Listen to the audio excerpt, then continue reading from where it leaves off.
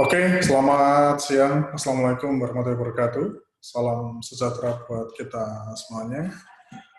Oke, gimana kabarnya teman-teman? Semoga tetap sehat ya, tetap berpikir positif ya, menjaga mental, menjaga kesehatan di masa yang seperti sekarang ini.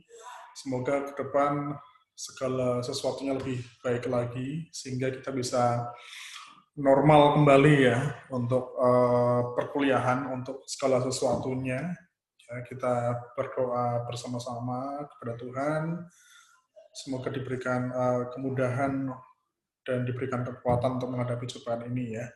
Oke, teman-teman, saya akan coba untuk memberikan pengantar untuk perkuliahan integrasi data.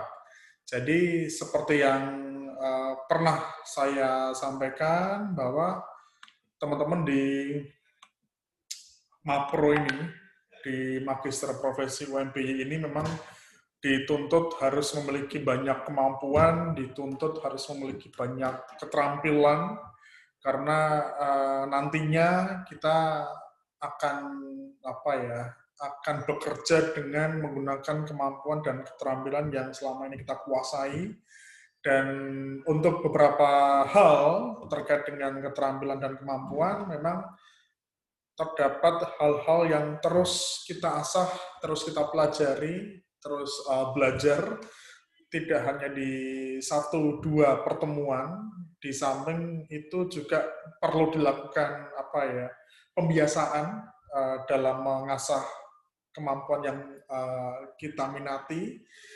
Dan ini nanti kembali ke teman-teman, apa peminatan yang paling Anda sukai ya, atau mungkin bidang di psikologi mana yang paling Anda sukai.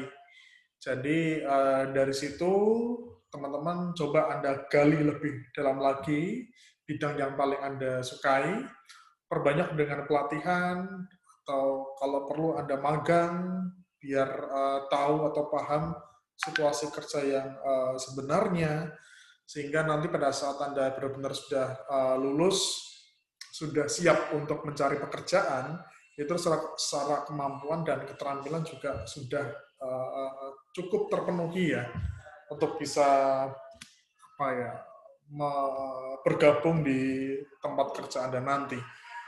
Oke, salah satu keterampilan, salah satu hal yang memang harus dikuasai oleh para lulusan magister profesi psikologi, itu adalah kemampuan integrasi data, teman-teman. Ini satu kemampuan yang harus dikuasai sama teman-teman, karena sekali lagi kalau kita bicara tentang alat tes, kita bicara tentang psikotes, ini menjadi kemampuan dasar yang memang harus dikuasai oleh teman-teman di Mapro, karena kemampuan dasar ini yang harus dikuasai sih, harus ada ketika besok Anda mau mencari pekerjaan, karena inilah yang membedakan jurusan psikologi dengan jurusan yang lain-lainnya. Salah satunya adalah kemampuan dalam mengoperasikan alat tes, scoring, sampai nanti kemampuan dalam melakukan integrasi data, sampai membuat laporan psikologis. Ya, ini kemampuan yang memang harus diasah terus-menerus, harus dipelajari terus-menerus. Kalau Anda nggak belajar terus, tidak mengasah terus, ini juga kemampuan akan hilang. Mungkin saya yang dulu basicnya memang di rekrutmen, hampir setiap hari bergelut dengan alat tes, scoring, bikin laporan, dan sebagainya.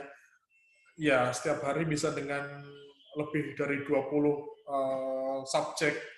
Ini sudah hampir mungkin 3-4 tahun, ya 3-4 tahun sudah tidak banyak terjun langsung di psikotes, ya, sehingga kadang lupa, ya, itu yang harus dipahami sama teman-teman. Makanya kalau Anda suka di peminatan tertentu, pelajari lebih dalam, kembangkan lagi potensi Anda, perbanyak kemampuan dengan pelatihan, kemudian terapkan ilmu atau wawasan yang telah Anda kuasai dalam bentuk pekerjaan, misalnya magang, atau mungkin Anda mau kerja dulu misalnya sebelum membuka biro psikologi atau mau seperti apa.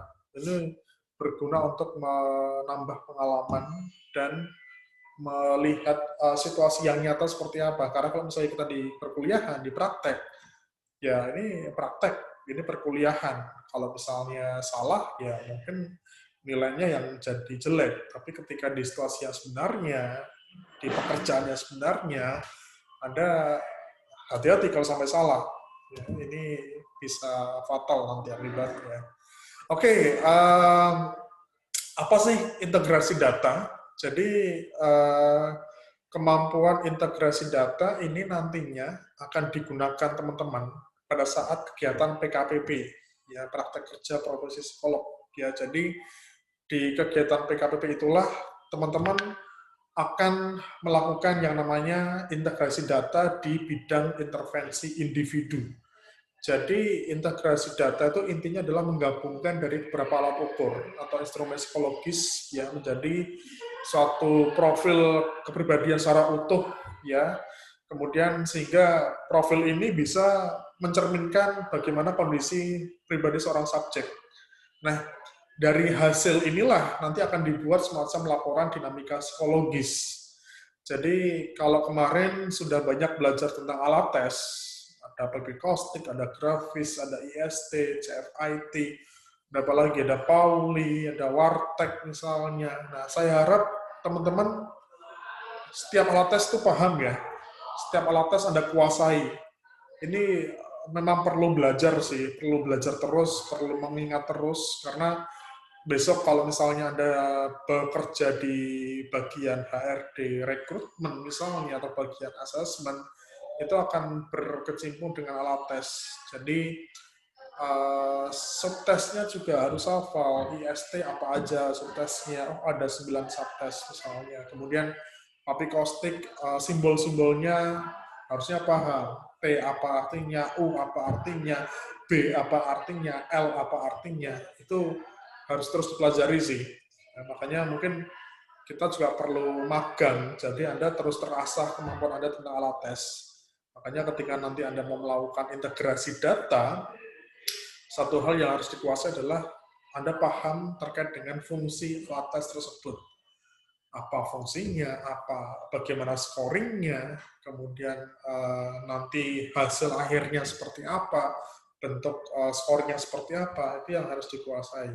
Karena di integrasi data kita akan menggabungkan ya beberapa alat tes yang punya fungsi yang sama di beberapa aspek, sehingga kita bisa menampilkan, bisa memunculkan satu profil kepribadian subjek yang utuh. Nah, oke, kapan integrasi data dilakukan? Jadi kalau di situasi yang sebenarnya ya, memang ada beberapa kondisi di mana kemampuan dalam integrasi data ini dibutuhkan, dilakukan. Pertama, ketika kita melakukan seleksi karyawan, teman-teman. Jadi kalau teman-teman besok kerjanya di HRD spesialis, HRD yang hanya khusus untuk menangani rekrutmen seleksi, itu mungkin Anda setiap hari melakukan integrasi data. Anda mungkin setiap hari melakukan psikotes, scoring, kemudian membuat laporan dinamika psikologis. Karena memang biasanya ada beberapa perusahaan yang dia sangat sering membutuhkan karyawan baru. Ini bisa karena perusahaannya yang sangat besar, bisa perkembangan usaha, bisa memang banyak cabangnya, sehingga kebutuhan akan karyawan itu sangat tinggi, sehingga memang ada beberapa perusahaan di bagian HRD rekrutmen yang bahkan hampir setiap hari Anda melakukan psikotes, kemudian melakukan scoring, ya, kemudian melakukan integrasi data, menggabungkan dari beberapa alat ukur. Ya, jadi alat ukur bisa psikotes, bisa wawancara, bisa observasi, kemudian juga bisa data dokumentasi yang lain ya. Oke, selain seleksi ada potential review. Potential review itu intinya kita akan melihat apakah si subjek, si karyawan itu sudah sesuai atau belum mengerjakan pekerjaan yang ia lakukan. Jadi fungsinya bisa melihat kesesuaian antara potensi si subjek dengan pekerjaan yang dia lakukan, atau mau melihat review secara total bagaimana kemampuan potensi individu secara keseluruhan. Itu juga bisa dilakukan. Dan nanti harapannya kalau kita mengetahui potensi secara keseluruhan, kita bisa menempatkan orang tersebut sesuai dengan apa yang ia miliki. Promosi, ya sudah tahu ya pasti ya, promosi naik jabatan, ya itu juga promosi itu juga bisa dikatakan sebagai seleksi internal, rekrutmen internal.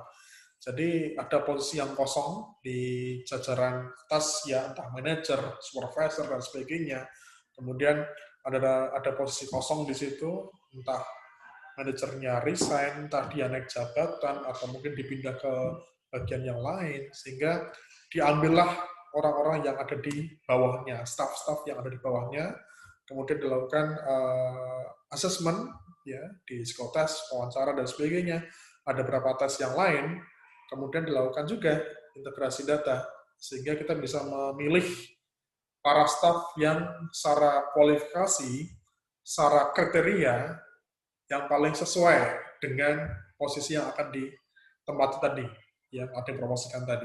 Ya. Kemudian, situasi yang lain, kenapa butuh integrasi data, itu untuk membuat semacam program pelatihan buat karyawan, ya training analysis. Ya. Jadi sebuah perusahaan berkembang tentu ada dampaknya ketika si karyawan tidak sanggup untuk mengikuti perubahan sebuah perusahaan, sehingga efeknya muncul beberapa permasalahan yang dialami oleh karyawan, dan kalau itu sampai berdampak pada kinerjanya, kita perlu melakukan evaluasi, perlu melakukan assessment. Ya, apakah ada hal-hal yang perlu di-upgrade dari sisi karyawannya, dari sisi kemampuannya atau kepribadiannya. Ini mirip seperti potential review ya, tapi tujuannya untuk pengembangan pelatihan. Dan ini nanti teman-teman akan melakukan hal-hal ini pas proses PKPP. Jadi pas proses PKPP, untuk bagian intervensi individu, ini akan dilakukan oleh teman-teman. Mulai dari menentukan alat tes, kemudian melakukan psikotes, mungkin melakukan asesmen metode yang lain, seperti wawancara atau observasi. Kemudian setelah itu teman-teman akan melakukan integrasi data, scoring nilainya, scoring psikotesnya, hasilnya seperti apa, kemudian diintegrasi, digabungkan, sehingga memunculkan profil subjek dengan karakteristik tertentu. Nah, seperti itu. Oke, prosesnya biasanya ini teman-teman, kalau untuk melakukan integrasi data. Yang pertama teman-teman, kalau ini proses pas kita mulai pas mulai kita psikotes ya. Nanti mungkin setelah ini saya coba sampaikan untuk proses sebelum dilakukan psikotes. Ya. Nah, untuk proses pertama kita melakukan pengumpulan data. Jadi entah itu seleksi, promosi, potential review dan sebagainya, kita mengumpulkan data-data yang dimiliki oleh subjek. Ya, ini nanti teman-teman yang akan melakukan dan akan menentukan apakah menggunakan psikotes, kemudian wawancara, observasi, dan data yang lainnya. Observasi ini bisa dilakukan ketika subjek melakukan pekerjaannya, atau mungkin pada saat subjek menyelesaikan psikotesnya. Ya, jadi bisa dilakukan observasi ketika subjek duduk di ruangan untuk melakukan psikotes sampai di akhir psikotes. Itu juga bisa menjadi tambahan data yang cukup baik saya kira. Oke, kalau misalnya sudah melakukan pengumpulan data, sudah psikotes, wawancara, dan sebagainya, ya setelah itu ada scoring. Ya. Untuk wawancara ada scoring juga. Hasilnya seperti apa? Nah, kalau misalnya Anda sudah mendapatkan hasilnya, kemudian akan dilakukan integrasi data. Kita gabungkan scoring-scoring atau mungkin hasil-hasil alat ukur dari yang telah kita lakukan tadi. Psikotesnya pakai apa aja nih alat tesnya? Kemudian wawancaranya apa aja yang diukur, observasi apa aja yang dilihat di sini. Kemudian dari hasilnya ini masing-masing akan digabungkan. Ya, digabungkan sesuai dengan aspek yang mau dicari nanti, masing-masing kegiatan juga berbeda nanti. Kemudian nanti akan dilakukan laporan atau mungkin dilakukan pembuatan laporan dinamika psikologis. Nah, setelah itu nanti akan dilakukan feedback, pemberian feedback. Hasilnya seperti apa? Si subjek, apakah sudah sesuai atau belum dengan kriteria yang ditentukan. Kalau misalnya sudah sesuai, apakah ada feedback-nya, perlu ada tambahan sesuatu, atau mungkin tambahan kegiatan pelatihan dan sebagainya. Nah, kalau misalnya dia kurang kriteria, seperti apa hasilnya? Keputusannya atau kesimpulannya seperti apa? Nah, nanti menyesuaikan ya, masing-masing bidang punya ketentuan masing-masing. Oke, yang pertama untuk menentukan alat ukur. Jadi teman-teman, ini prosesnya ini dimulai dari job deskripsi dan job spesifikasi. Artinya, untuk menentukan alat ukurnya, untuk menentukan psikotesnya misalnya, apakah ini IST, CFIT, Papikostik, dan sebagainya, tentu kita juga harus tahu dulu, ini tujuannya untuk apa? Untuk seleksi, promosi, potref, sponsor review, atau apa? Dan kalau misalnya untuk seleksi, bagian apa? Kalau promosi, bagian apa? Ini yang saya kira teman-teman harus paham dulu di awal. Ketika kita mau menentukan alat ukur, ini tujuannya buat apa dulu? Ya. Kalau misalnya seleksi, bagian apa misalnya? Oh, contohnya misalnya, saya ambil contoh seleksi untuk bagian kasir misalnya, kasir di minimarket, ya. Nah, ini saya kira teman-teman sudah paham tentang job deskripsi dan job spesifikasi ya. Ini hal yang umum yang mungkin sudah ada di perusahaan, cuma memang kondisinya ada beberapa perusahaan di Indonesia, ya perusahaan-perusahaan skala menengah, skala kecil, ataupun bahkan yang skala besar, itu belum punya uraian job deskripsi dan job spesifikasi secara tertulis. Jadi teman-teman, seharusnya ketika kita kerja di perusahaan, itu perusahaan sudah punya uraian tentang job desk, uraian tentang job spesifikasi. Job desk tahu ya, job desk adalah uraian pekerjaan yang dilakukan oleh karyawan. Job spesifikasi itu persyaratan minimal seorang subjek untuk bisa menyelesaikan pekerjaannya. Nah, seharusnya di perusahaan-perusahaan itu sudah ada job desk secara tertulis, secara terstandarisasi, secara apa ya, sudah terdokumentasi. Cuma memang ada beberapa perusahaan, bahkan ada perusahaan yang cukup besar, tapi job desk-nya saja itu masih belum jelas. Artinya masih belum ada secara tertulis. Nah, ini PR-nya buat teman-teman biasanya. Kalau besok Anda PKPP, besok kalau Anda kerja di sebuah perusahaan, kalau mau menentukan alat ukur untuk proses seleksi, untuk proses promosi, potref, kalau misalnya belum ada job desk-nya, ya bikin dulu job desk-nya. Job spec-nya ditentukan dulu seperti apa. Karena untuk menentukan alat ukur yang akan digunakan untuk proses seleksi ataupun promosi, acuannya kan tetap job deskripsi sama job spesifikasi.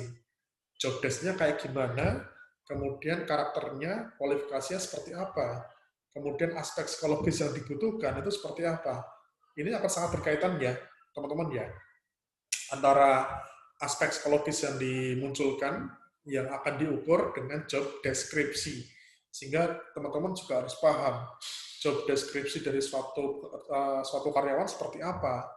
Karena dari job deskripsi ini menjadi panduan kita atau semacam pedoman kita untuk bisa menentukan alat ukur yang sesuai, yang valid, yang bisa mengukur apa yang hendak diukur, teman-teman. Ya. Oke, saya ambil contoh, teman-teman. Saya ambil contoh tugas tanggung jawab ataupun job deskripsi di kasir satu minimarket, ya. Disebut saja Indomaret. Oke, ini yang saya kumpulkan dari internet, teman-teman, terkait dengan job deskripsi dari kasir Indomaret. Yang pertama, melayani transaksi pembayaran pembeli. Yang kedua, menawarkan promosi produk yang sedang berlangsung ke pembeli. Kemudian mencatat kas keluar dan melaporkan ke atasan.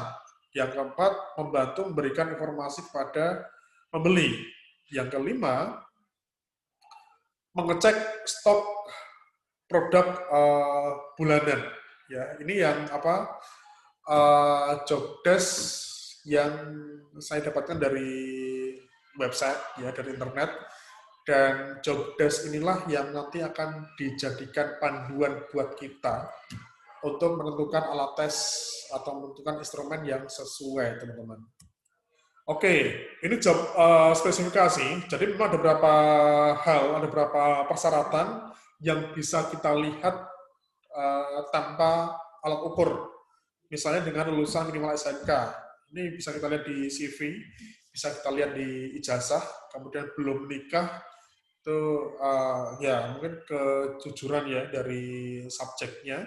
Kemudian maksimal usia 25 tahun, bisa kita cek melalui KTP. Kemudian memiliki kemampuan berhitung, ini bisa di psikotes nanti teman-teman.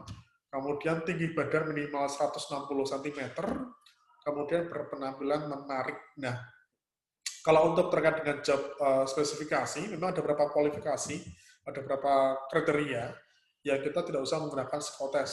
Kita bisa melihat langsung beberapa data dokumentasinya, kita bisa melihat langsung menggunakan observasi misalnya, menggunakan alat ukur mungkin, kalau misalnya tinggi badan, ada alat ukurnya, bisa kita cek. Nah, di samping job spesifikasi, nah dari sisi psikologisnya, kita juga perlu melihat dari sisi aspek psikologis yang dibutuhkan untuk bisa menyelesaikan pekerjaan sebagai seorang kasir. Nah, ini teman-teman, untuk penentuan aspeknya, sekali lagi, ini nanti dari teman-teman dan atau mungkin dari dari psikolog itu biasanya punya kewenangan masing-masing untuk menentukan aspek-aspek yang akan dimunculkan dalam setiap proses kegiatan seleksi, promosi, ataupun untuk hal-hal yang lain. Nah, patokannya gini, teman-teman. Intinya, setiap aspek yang dituliskan ini akan sangat berkaitan dengan job deskripsi. Artinya, untuk penentuan aspek-aspek di sini tidak sembarangan, tidak asal. Karena nanti teman-teman, baik sebagai seorang psikolog ataupun nanti pas proses di PKPP, nanti teman-teman akan dimintain untuk tanggung jawabnya. Apakah aspek-aspek ini memang dibutuhkan untuk pekerjaan seorang kasir.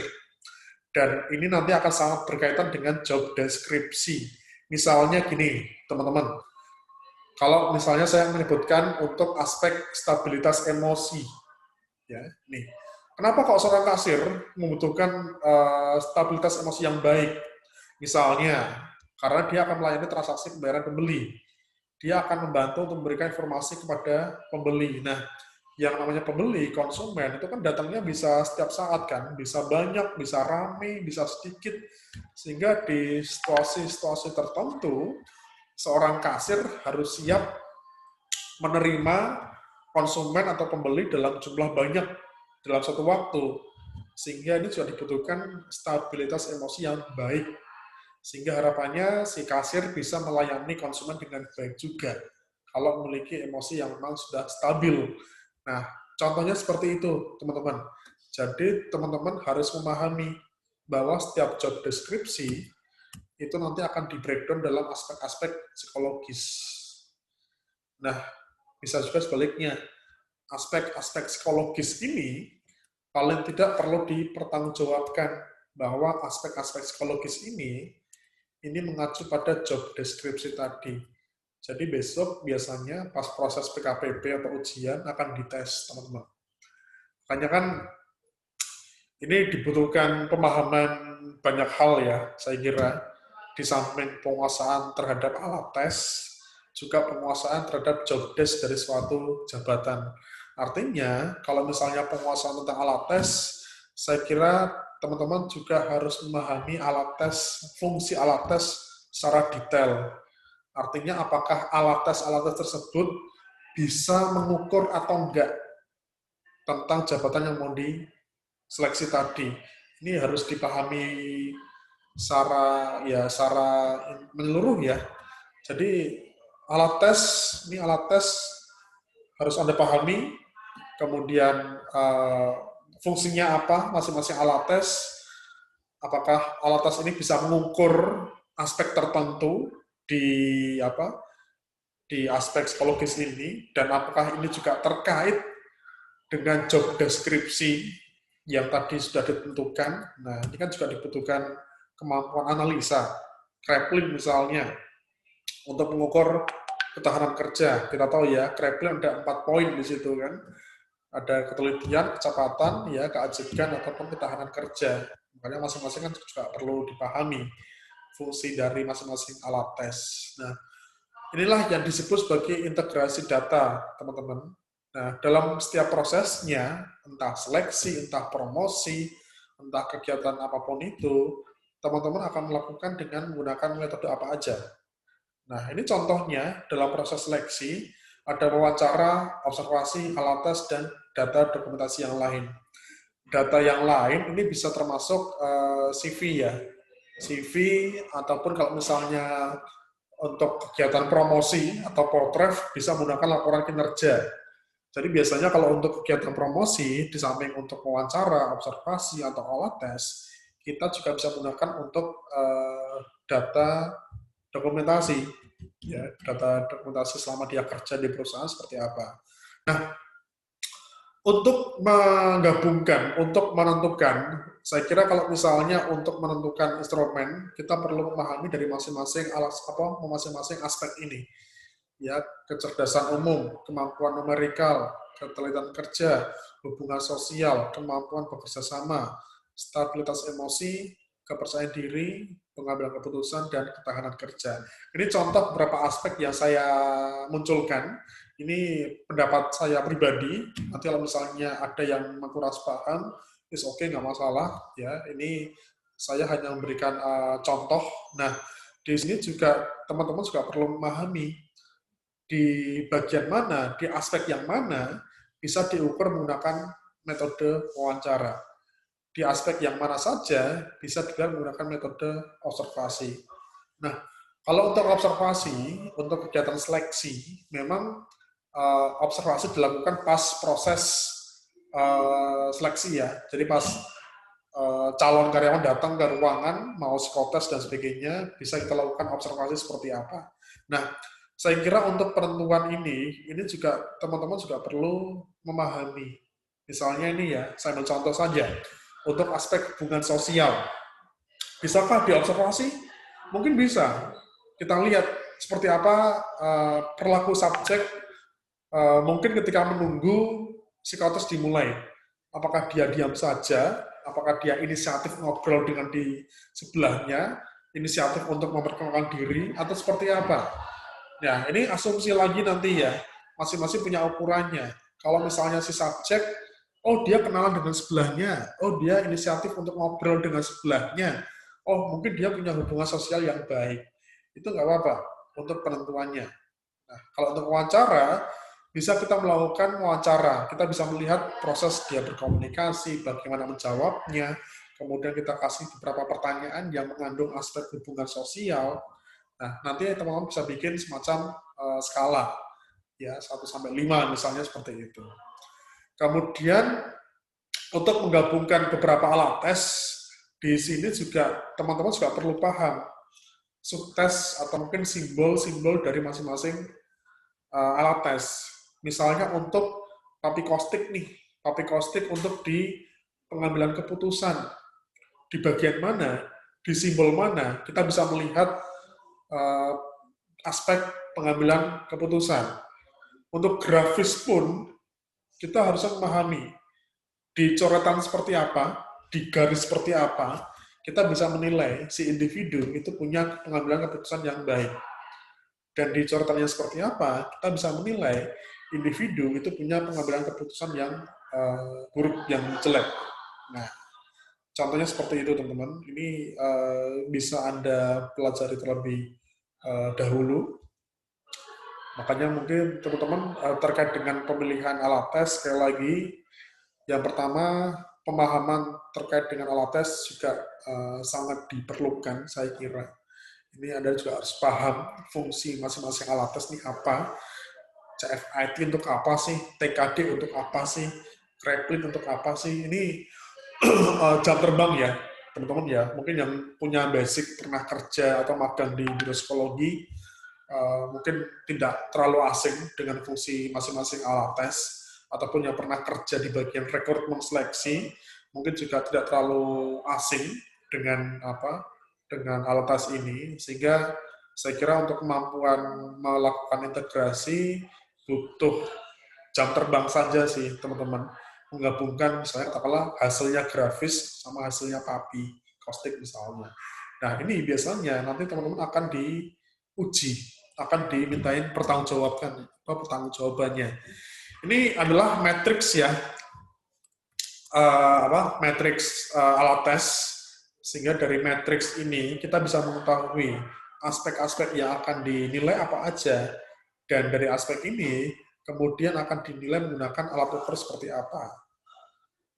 Oke, integrasi adalah contohnya ya seperti ini, menggabungkan antara hasil wawancara, observasi, kemudian dengan hasil alat tes. Dari 3 metode ini akan digabungkan. Ya, nanti pada akhirnya akan muncul bagaimana hubungan sosial si subjek. Kalau misalnya hanya dari satu alat tes, tentu nggak jadi persoalan. Kita bisa melihat subtesnya saja.